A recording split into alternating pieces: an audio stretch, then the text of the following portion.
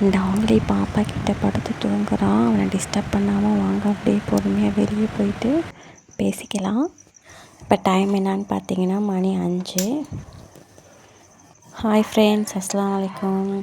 இன்றைக்கி மார்னிங் என்னோடய கிச்சனோட வேலை எப்படி போச்சுன்னு பார்க்கலாம். இப்போ டைம் என்னான்னு பார்த்தீங்கன்னா மணி 6 ஆயிடுச்சு. இன்னையோட கிளைமேட் வந்து கொஞ்சம் வெயிலும் கொஞ்சம் கூலிங்குமாக இருந்துச்சு.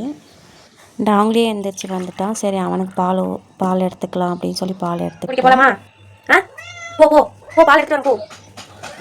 வா வா வா, பால் ஊத்துறவா.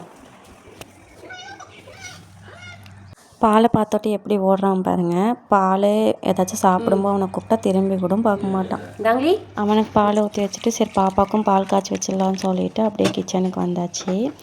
அரிசி வந்து போட்டு அடுப்பில் வச்சுட்டேன். என்னோடய மாமியார் வந்து ஊட்டிக்கு பக்கத்தில் உள்ள கூடலூர். அங்கே வந்துட்டு பன்னீர் ரோஸ்லாம் ஃப்ரெஷ்ஷாக கிடைக்கும், செடியிலே பறிச்சிக்கலாம். அவங்களுக்கு தோணும்போது அந்த ரோஸை பறித்து போட்டு டீ வைப்பாங்களாமா. சரி, நம்மளும் ட்ரை பண்ணிடலாம் அப்படின்னு சொல்லிட்டு நம்மளுக்கு எங்கெங்கே இங்கே ஃப்ரெஷ்ஷாக பன்னீர் ரோஸ் கிடைக்கும். நான் வந்து ட்ரைடு பன்னீர் ரோஸ் பெட்டல்ஸ் வாங்கி யூஸ் பண்ணி பார்த்தேன். டீ டிஃப்ரெண்ட் டேஸ்ட்டில் சூப்பராகவே இருந்துச்சு. சரி, நம்ம அடுத்த வேலையை பார்க்கலாம்.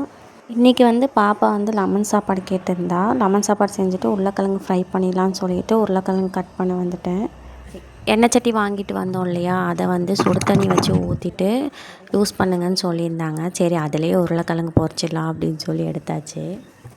உருளைக்கிழங்கு அப்படியே தாளித்து விட்டுட்டு சாப்பாடு வெந்துருச்சான்னு பார்த்து சாப்பாடை வடித்து லெமன் சாப்பாடு வந்து கிளறிடலாம் அப்படின்னு சொல்லி கிளற ஆரம்பிச்சிட்டேன். அப்படியே கிளறி பாக்ஸில் போட்டு க்ளோஸ் பண்ணியாச்சு.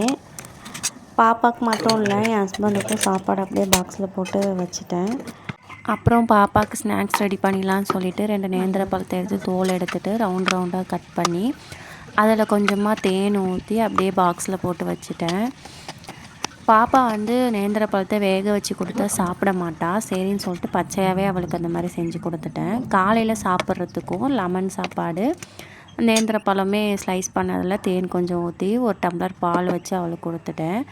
பேலன்ஸ் இருந்த நேந்திர பழத்தை அப்படியே இட்லி சட்டியில் வச்சு வேக வச்சிடலாம் அப்படின்னு சொல்லி வேக வச்சுட்டேன். பழம் ரெடி ஆகிறதுக்குள்ளே லஞ்ச் பேக்கில் எல்லாத்தையும் வச்சிடலாம் அப்படின்னு சொல்லி லஞ்ச் பேக் 2 பேருக்கும் ரெடி பண்ணிகிட்ருக்கும்போதே டாங்லி வந்து பாப்பாட்ட வம்பு வளர்த்துட்டு இருந்தான் சாப்பிடும்போது. அதையும் அப்படியே வீடியோ எடுத்துகிட்டு பழம் வந்து வெந்துருச்சு. அதை எடுத்து தோலெல்லாம் எடுத்துட்டு அதை நல்லா மசித்து அதில் அவிள் போட்டு கொஞ்சம் நாட்டு சக்கரை போட்டு நல்லா கிளறி சாப்பிட்டா நல்லாயிருக்கும். என் ஹஸ்பண்டுக்கு ரொம்ப பிடிக்கும். சரின்னு சொல்லிட்டு அதையும் செஞ்சு கொடுத்துட்டேன். இதெல்லாம் முடிச்சுட்டு என் கிச்சனை பார்த்தா எப்படி இருந்தேன்னா இப்படி ஆகிட்டேங்கிற மாதிரி இருந்துச்சு. சரின்னு சொல்லிட்டு அதெல்லாம் க்ளீன் பண்ணி வச்சுட்டேன். இதுதான் இன்றைக்கி என்னோடய கிச்சனோட ஒரு குட்டி விலாக். உங்களுக்கு இந்த வீடியோ பிடிச்சிருந்தா லைக் பண்ணுங்கள், கமெண்ட் பண்ணுங்கள். ஓகே, பாய். நெக்ஸ்ட் வீடியோவில் பார்க்கலாம்.